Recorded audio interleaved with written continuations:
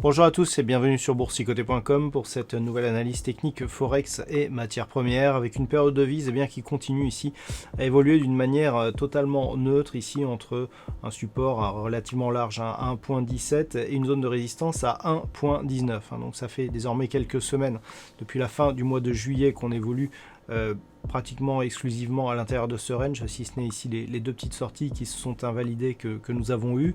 Donc clairement on est toujours dans la continuité. Bon, on revient ici dans la partie inférieure de ce range, mais sans rien remettre en cause actuellement, puisque nous sommes ici sur le même support que là où nous étions la semaine dernière. Donc clairement pas de nouveau, rien de nouveau sur la période de devise euro-dollar. On reste ici dans cette zone d'évolution au sortir d'une dynamique fortement haussière. Donc par contre, la tendance moyen terme, elle, reste orientée à la hausse.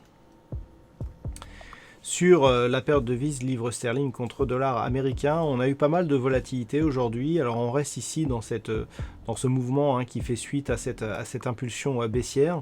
On est venu tester ici la zone des 1,2780. La semaine dernière, je vous indiquais que tant que l'on restait ici sur la zone des 1.3010, eh bien, on n'était pas à l'abri d'un retour ici sur cette zone des 1,2780. Donc c'est exactement ce qui s'est passé. On voit bien d'ailleurs ici l'inversion de flux si on se rapproche. Voilà. C'est-à-dire là, on évoluait bien au-dessus de la moyenne mobile 20 exponentielle. On avait des contacts avec la bande de Bollinger supérieure. Et puis là, on a inversé. Et puis tout de suite, clac, on est venu ici chercher la bande de Bollinger inférieure. Et on revient ici sur la zone des 1,2780. Donc pour l'instant on est dans un signal de continuité. Si on venait à rompre ici cette zone de support, eh bien on validerait une poursuite donc de la dynamique qui a été impulsée ici par ce mouvement, dont le rebond technique ici est resté relativement faible au regard ici de la tendance et de l'amplitude que nous avons ici sur cette phase de baisse. En cas de rupture donc des 1,2780, eh bien nous aurions un prochain objectif sur la zone des 1,2645. Sur l'or, nous sommes toujours ici dans cette phase de neutralisation et on est revenu ici chercher cette zone des 1885 $ l'once. Donc la semaine dernière, on a eu vraiment une séquence très intéressante, là aussi un retournement de la polarité de la tendance avec donc ces contacts ici bol supérieur, des cours qui revenaient sur la moyenne mobile 20 exponentielle ici en rouge. Et puis la semaine dernière, j'attirais votre attention sur le fait qu'on avait inversé cette polarité. Contact donc de la bande de Bollinger inférieure, retour sur la moyenne mobile 20 exponentielle qui agissait là plutôt comme une zone de résistance. Eh bien, on a confirmé aujourd'hui avec donc cette attaque ici sur la bande de Bollinger inférieure. Je vous disais que si on reprenait le mouvement baissier, on pouvait revenir sur la zone des 1885 $ l'once. C'est exactement ce que l'on est venu faire. On est venu tester ici cette zone de support avant de marquer ici un rebond qui reste pour l'instant un rebond technique. Donc clairement, par rapport au reste de la tendance, on est toujours ici dans cette phase de neutralisation. Par contre, en cas de rupture ici de cette zone des 1885 $ l'once, eh bien on commencerait à consolider fortement ici ce mouvement qui avait porté ici les cours du métal jaune de 1670 à 2070 $ l'once, ce qui représente une hausse de plus de 400 $.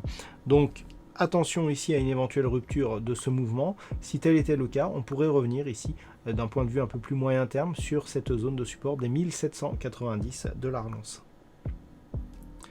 Et puis enfin, on termine avec le WTI. La semaine dernière, j'attire votre attention sur le retour des cours ici au-delà des 39 $ le baril. Je vous disais qu'on était potentiellement ici dans un retour ici, dans cette phase de neutralisation. Alors, on revient rapidement ici sur la zone de support. Donc pour l'instant, ce scénario n'est pas encore remis en cause. Mais le fait que l'on revienne sur le support n'est pas trop le sujet, c'est surtout la manière dont on revient sur ce support. On était ici sur une phase en perte de volatilité, une temporisation ici, on a consolidé d'une manière très rapide. Alors tout cela est dû bien entendu à la perspective d'un reconfinement possible qui ferait baisser donc le prix du pétrole, puisqu'il y aurait moins de demandes. Donc on a ici ce début de mouvement. Donc clairement, là, l'évolution est plus que d'habitude liée au contexte sanitaire. Donc on surveillera demain ici une éventuelle rupture de la zone des 39 $ le baril.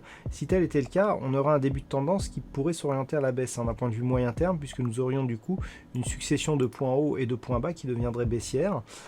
Tant que l'on reste ici au-dessus des 34,60, on peut penser ici à une phase de temporisation relativement large. Par contre, si la rupture ici des 39 aboutissait à une cassure ici de cette zone des 34,60, eh bien, il pourrait y avoir un mouvement de consolidation assez violent. Tant que l'on reste ici au-dessus de cette zone, 34,60, cette zone ici de support intermédiaire proche des 36 $, et a fortiori au-dessus ici des 39 $, on ne remet pas trop en cause la configuration actuelle. Ce n'est vraiment que sur une rupture ici des 34,60 que l'on pourrait connaître une grosse accélération d'un mouvement baissier sur le WTI. Voilà donc ce que l'on peut dire sur cette analyse technique Forex et matières premières. Passez une bonne soirée, on se retrouve dès demain pour d'autres analyses techniques, toujours sur le site boursicoté.com.